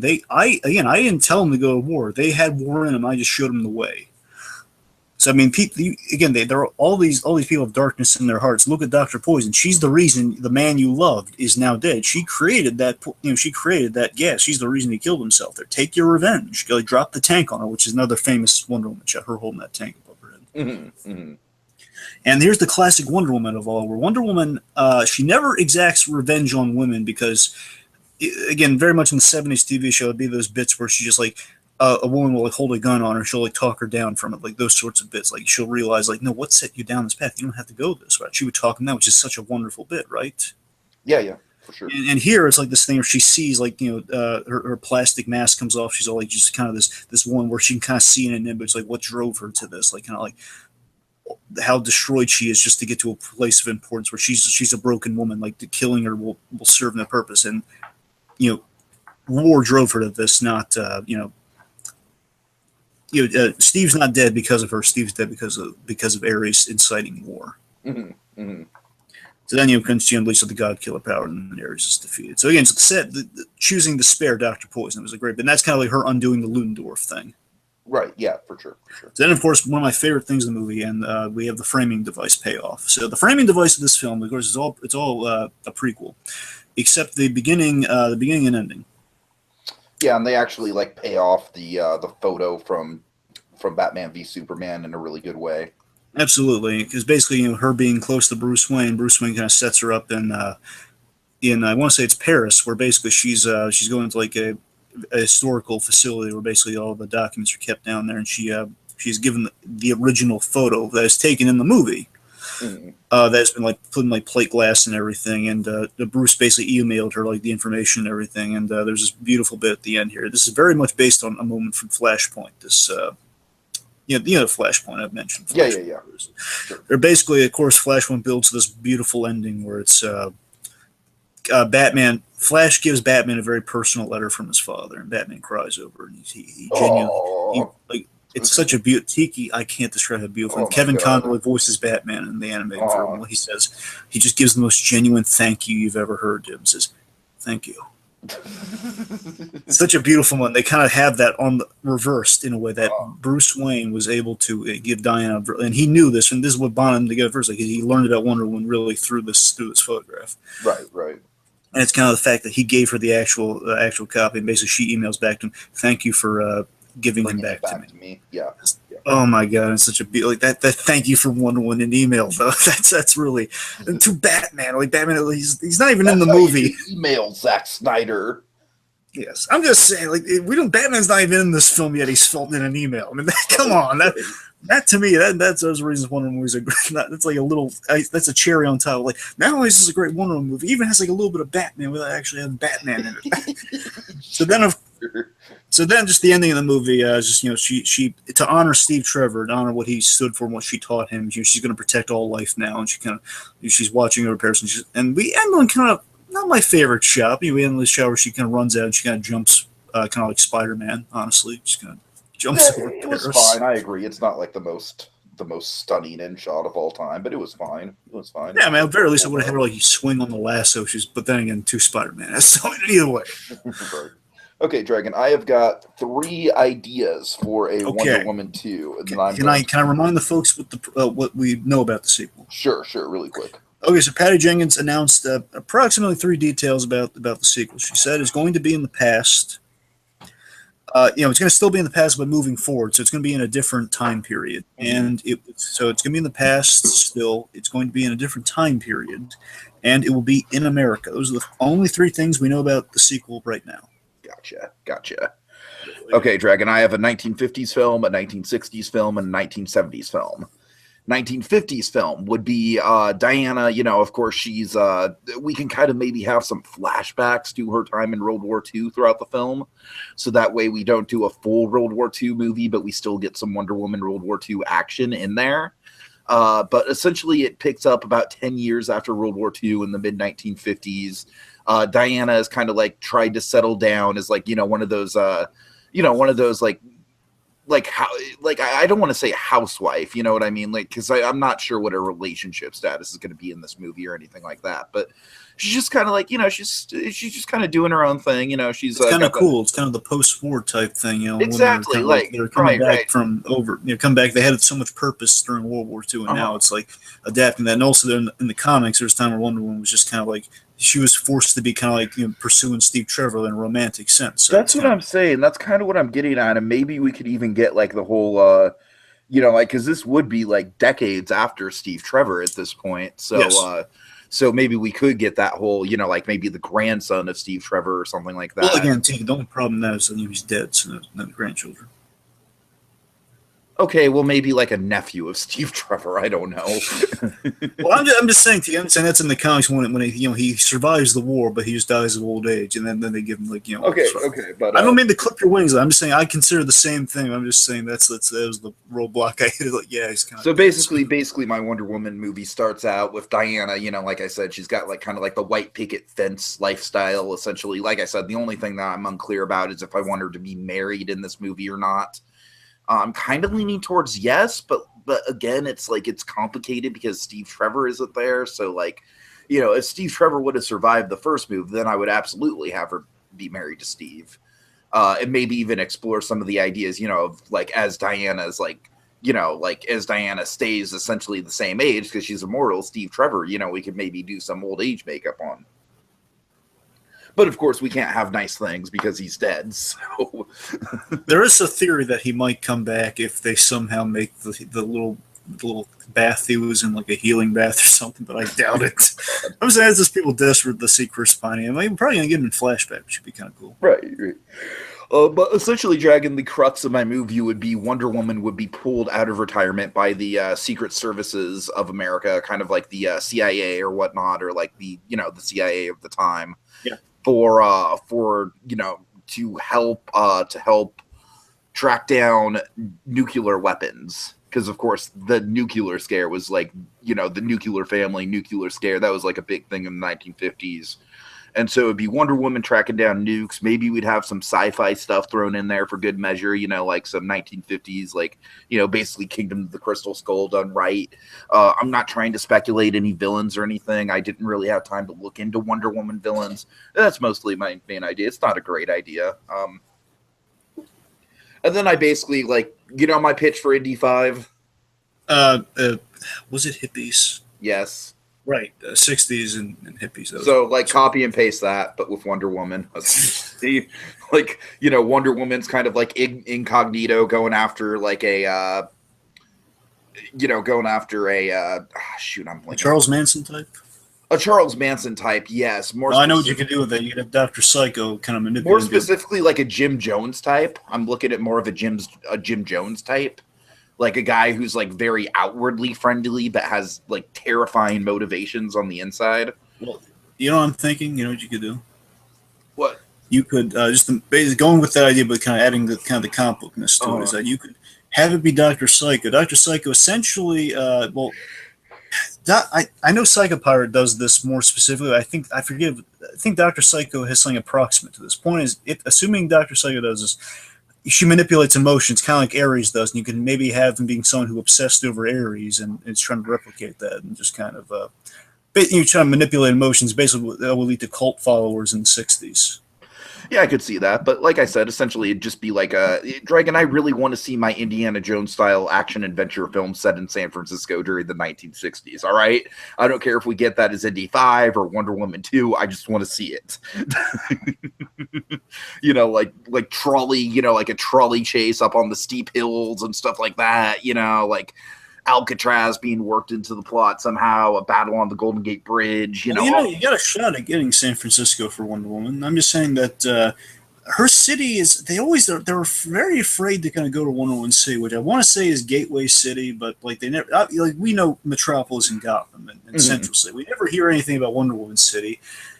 Sometimes she's set in Washington, sometimes San Francisco, sometimes New York. So they have a shot at San Francisco is all I'm saying. Sure.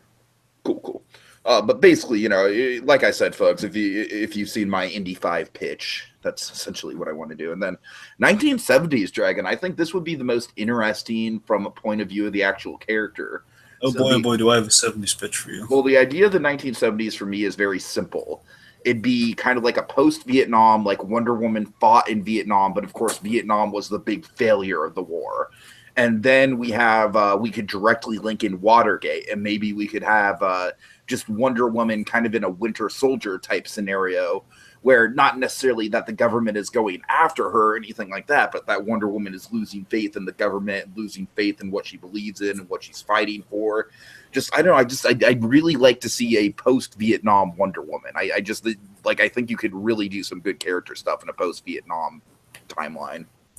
Well, I'm in very much agreement with a lot of stuff you put out there with the '70s thing because I'm definitely mine would be post Vietnam, but for a different reason. I love the idea you put out there with kind of the Winter Soldier-esque thing with not because I love Winter Soldier, but mainly because this whole Wonder Woman's an icon of truth and the whole Watergate thing is, of course, like people lying to us, which of course that's a great conflict. Sure, with Wonder sure. Woman. So that is just something that I would partially like to steal, but it's kind of here's the thing. So my pitch, a lot of people, of course, the two theories people throw around, of course, would be World War II and in the '70s. Because I don't want World War II, Dragon. I'll just come out and say that right now. Like I said, if they're going to do World War II, I'd rather see that in flashbacks because I just think Captain America owns World War II so much that it'd just be redundant. Well, yeah, that's what I'm saying. So I'm saying that World War II for two reasons. Yes, Captain America has kind of essentially a monopoly on World War II. So he's going to be kind of also be redundant. I think I'm going with the fact that it'd be redundant to do another war, mainly World War II. If we're gonna do anything, let's not do another World War. Agreed. Because again, one of the charms of Wonder Woman was that, again, defeating Ares kind of ended World War One. So then it's like, for me, if I were doing one movie, I would not do another war because it would kind of be a rehash of an Ares thing. It'd be raise questions of it.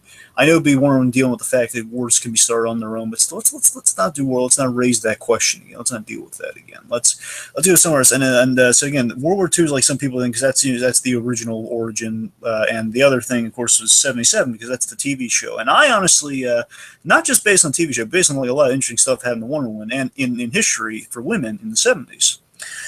Now, just real quick, there is one thing we got to acknowledge. There is one crippling handicap for Wonder Woman movies going forward that we have to acknowledge. Okay. Batman being the world's greatest detective, of course. That photograph of Wonder Woman is reportedly the only thing on record of Wonder Woman. So that means Wonder Woman cannot be a culturally known icon. Oh, that is tough. You're right. I have a solution, though, that would work wonders in the '70s. So, again, that's the thing you got to bear in mind, because there can't be any record of Wonder Woman. So, as much as we want Wonder Woman all these different decades, we have to remember she probably can't be in full costume. At least she can't be photographed in costume. She can exist, but there can't be any record of her. Right. But here's my solution, is that, of course, doing in the '70s not only honors the Linda Carter thing, but, of course, we hit upon my favorite stuff about Wonder Woman, which we've still yet, and as much as we keep doing the Wonder Woman thing, even the animated film, the very ending of the Wonder Woman movie, animated film, Tiki, is what I want to see for a Wonder Woman movie, like her dealing with Cheetah and just dealing with the superheroics in a city. Mm-hmm. That's the stuff I want to see Wonder Woman. That's the stuff I'd propose for a sequel, not doing another war, but her kind of fitting into the crime-fighting superhero type thing. Of her walking the streets in the '70s, time has gone by. She's still like a fish out of water in a way, but it's not because she's unfamiliar with the ways, but it's like the culture of the times. And basically '70s also allows you a few things where you can deal with the over-the-top looks, the feminism. You can have commentary on feminism. You could have like you could have Cheetah as like looking the way she does because it's the '70s and not questioning too much. Right. It's a fun and cool looking time. But remember, like Nice Guys, fantastic setting in the '70s, of course, right? Of course. Yeah. Have you gotten around to seeing that yet? Yeah, we've been over this. Yeah. Oh, okay, nice. Okay. So, of course, in that, I would, again, said after a war, so post-Vietnam, and again, maybe we can look at the Watergate, so since you brought that up, that's a good idea. Mm-hmm. Again, just no war plot for a sequel. And here's the thing, I'm saying, in the '70s, and when they were doing Wonder Woman in the '70s, Denny O'Neil, of course, big Batman writer, he was nearly crucified by Gloria Steinem, the feminists loved Wonder Woman, as you can imagine. So, Gloria Steinem, she basically tried to crucify Denny O'Neil because in the comics, just to spice things up, he didn't really think of he wasn't trying to do anything bad to Wonder Woman, but he took away her powers and kind of made her walk the earth. It's just kind of like she was just kind of an average woman not wearing the costume or anything. And there was like riots essentially, like protesting, all sorts of stuff going on. Like, hey, give Wonder Woman her costume back. What's wrong with you? God. Right. So this would be kind of a fun little reference to that. Like in the '70s, let's say Wonder Woman, for the most part, is she's that would be a good excuse to not have the costume and kind of right around that loophole. Yes, and here's your way also of getting the costume in there. So again, for the most part, she's let's say we downplay the costume in place the homage that side of it. But of course, we have to get the costume in there, not just because we have to, but just because we want to. Yeah, sure. What we could do, and here's my way around, because of the '70s, let's say this. Let's say The costumes out of the press are basically not on Batman's radar and anyone's radar because let's say Wonder Woman kind of being let's say kind of like an Andy Warhol type or something. Let's say Wonder Woman's red, white, and blue outfit became like a cultural thing. Let's say like people in the '70s adapted the red, white, and blue, the Wonder Woman costume as a style. So basically, looking into it, if you saw people wearing the Wonder Woman costume, it'd be like a fad. Okay, I like that. I like that. I could Basically, let's look at Wonder Woman's costume as a fad. So when Batman gets like a record of like an actual, this some of Wonder Woman, the woman he just saw way back in 1918. right. That's going to raise a flag. But if you looked at like the '70s fashion magazines and you saw like a woman wearing the traditional, star spangled, bloomers like Wonder Woman, they're not going to raise. It's not going to raise any flags, and therefore Batman. If you looked at any news articles like a woman spotted wearing ridiculous outfit in the '70s, you wouldn't think of it. Exactly. Also, so that's my. Yeah, we have to bring this up. We need to have the invisible jet at some point, right? Yes, and of course, let's remember. So Themyscira, the reason for the invisible jet, of course, is Themyscira has cloaking technology, which is why the invisible jet is invisible. So you could always do that. And I would imagine in the '70s, in the sequel, regardless of whatever we do in the sequel, we're gonna, she's gonna visit her mother. She's gonna, in some Wonder Woman movie, she's gonna mend fences with her mother, and they're gonna be able to. I'm sure. Yeah. I would imagine she'll give her something that's like a cloaking thing, so if she gets a jet, or if, I doubt the jet's going to be on the island, but somehow she might she might fly a jet to the island, then she'll give her the cloaking thing, then she'll. I can see that. That'd be great. Okay.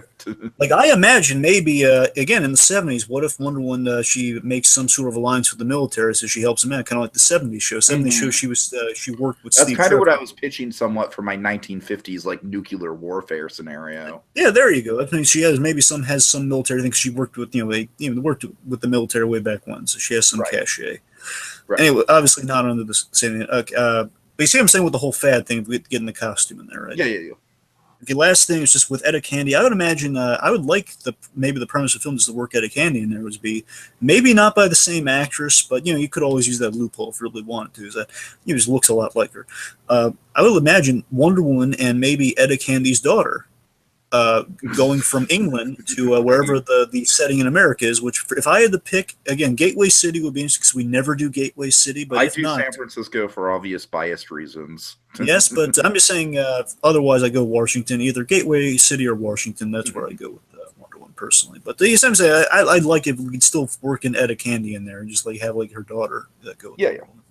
So I'm just saying that's really all I have for the 1977 version, just to kind of homage the TV show, and just homage the fun elements of Wonder Woman, because I've always had a take on Wonder Woman. I don't want to bore you to tears with it. Just basically a Wonder Woman who kind of, I want Wonder Woman as the icon, Wonder Woman as the woman who's going to stick up for the women and children, especially the kids. I'm saying that's the one we had way back in the '40s, but it's put it in the '70s. That's kind of what I'm going for. Sure.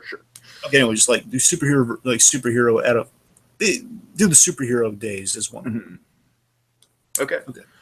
All right, so I guess final thoughts really quick then, right? Yeah. Okay, yeah. Folks, I don't really have a ton to say about this movie. It does a lot of stuff so well, Dragon. It really does. It's got that whole, the camaraderie of war thing going really well. The ragtag team of heroes. I absolutely think Gal Gadot is fantastic as the main character. I think Chris Pine is fantastic as Colin Trevor. I called him Colin Trevors. Colin, you were thinking Colin Trevorrow, weren't you? Yes, I was thinking Colin Trevorrow. By the way, just because we're calling you on stuff, it's Gal Gadot. I made sure it's Gadot. I know. It's just easier to say Gadot because I always remember waiting for Gadot. Yep. But I just think the movie does so many things so well that I think it's such a shame that it goes off the rails as much as it does for me in the third act, because if that third act ridiculousness didn't happen, if some of that action was trimmed down a little, if we didn't have some of the laugh out loud moments with the CG armor and the Nigel Thornberry mustache, it could have been a nearly perfect superhero movie, Dragon. It really could have been nearly perfect. As of now, I just think it's a very good movie. I don't think it transcends that level to greatness. And Ares is the first and foremost just standout problem of why it doesn't transcend the level to greatness for me. But overall, like I said, I wish that those flaws weren't there, because they could have been so easily avoided, and the rest of the movie just works so well for me. So, you know, I might sound like I'm a bit harsher on this movie than other people are, but just like I said, it's just like 90% of the movie works super well, but then we get to the airy stuff and it just falls apart for me. So it's just a frustrating viewing experience in that way, Dragon. You know what I mean? Because it's so good up until that very end point. So that's really my final thoughts. You know, it is great to see a female-led superhero movie. It's great to see that finally succeed, and Wonder Woman's such an iconic character, and this is a very fitting movie for her.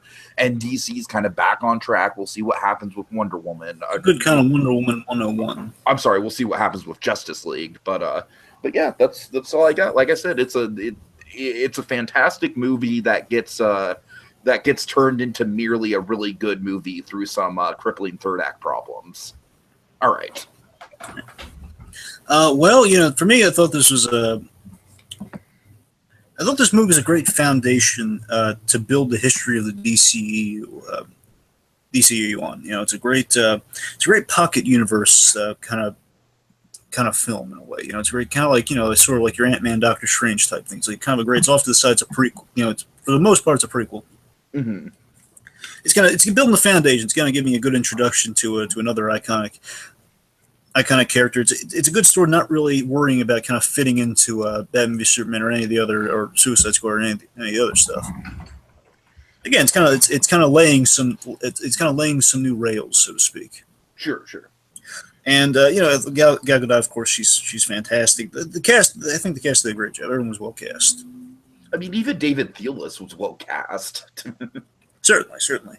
And again, I think there's a class and a charm to the film. Again, very kind of Donner-esque, very kind of like Ernest and Donner-esque, and kind of what it's doing. I think it's a good mix of like Richard Donner Superman and like Joe Johnson like Rocketeer. I think that's a very good. That's very good. Compare them to, yeah.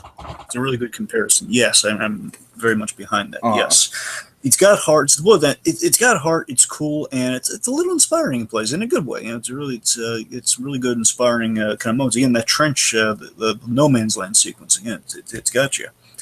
It doesn't. Here's a really great thing you said. It doesn't feel long or incomplete.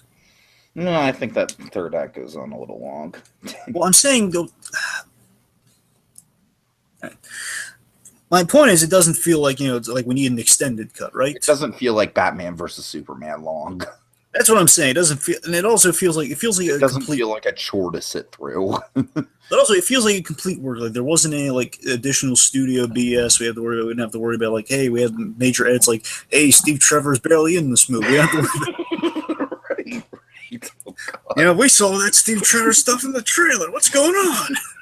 You know, we don't have to worry about any of that. You know, again, it feels like a complete whole, which has something to be enjoyed. It's you know, it's definitely the most solid and complete movie in the DC extended universe so far. Yeah, it's all there. It's faithful with some creative liberties here and there that benefited the film.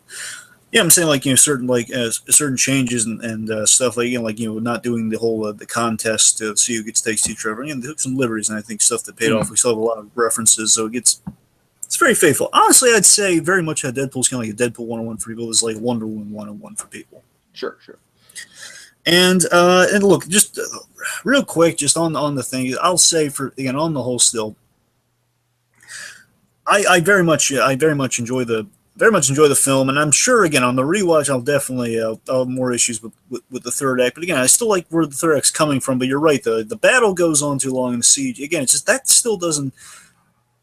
It doesn't really harsh my bells on the film. CG and the mustache; those are like the three big sins. That's what I'm saying. Is in the whole. Here's what my only really defense for it is. It's very simple. Is that I'm just saying, compare it to everything else. It just feels like, okay, it's part of the course, but it doesn't feel like, you know, extensively bad. It just feels, yeah, this film's really transcending everything else. It just feels like, okay, we're doing the one average thing. It's mainly in the DCU films, we're having like a big battle with like an Enchantress or a Doomsday, where we're kind of doing that. Where it's, right. Yeah, it's kind of part of the course for DC, but it doesn't. Again, it's not crippling the film. It's not, you know, killing it. We know it's. I mean, yeah, it doesn't feel. It just feels more part of the course than bad to me. But on the rewatch, I might change my tune on that. But again, it's still coming from an interesting place. Just like it kind of doesn't connect as well as it. Like the end of that fight to the beginning of that fight doesn't connect well. Mm-hmm. Okay. And again, DC made a unanimously. It's kind of nice that at the very least, it's very nice that DC made a unanimously, at the very least, good film. It made a unanimously good film. There's nothing you can take away from that. I was so relieved, like, oh my god, DC, DC's finally can finally measure up to some of the Marvel films at last. Hooray! Mm-hmm. Mm-hmm. So, I mean, it's good for DC and good for the character of Wonder Woman. 75 years, and she finally got. She finally got her bite at the apple, and it was really good. Not only does she have a good animated, not only does she have a good animated movie, she has a really good live action film that is as good as the animated movie. Sure.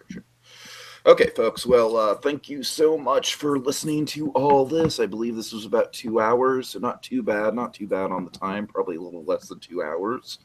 And we will be back for a Captain America spoiler cast, a Captain Underpants.